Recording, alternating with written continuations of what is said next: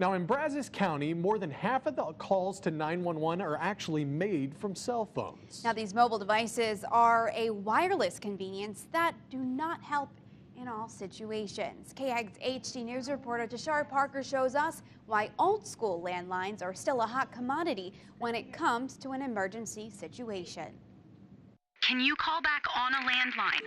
Cell phones. It's the call you never want to make, but in certain situations, you have to. As far as 911 purposes, landline would definitely be better because when you call 911, it gives you an exact location when you call the dispatch center.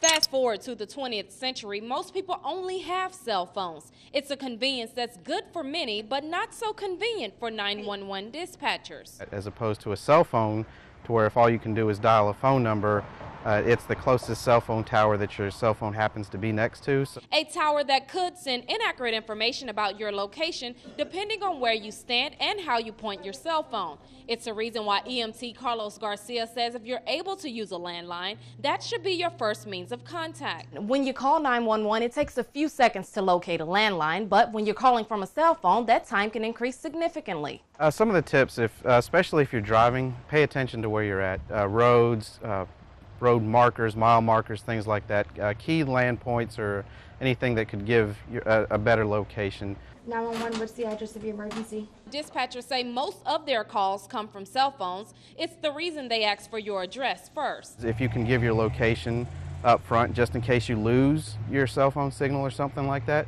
So the first thing you can give is your location. I'm, at such and such location. A location information that only takes a few seconds but could determine the outcome of a life and death situation.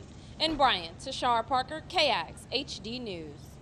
Now, Carlos says you shouldn't panic about using your cell phone. Instead, be prepared and know that they have the other methods to determine your location. Now, coming up tonight at 10, we'll give you a few tips that you can do around the house to make sure you're prepared in case an emergency happens.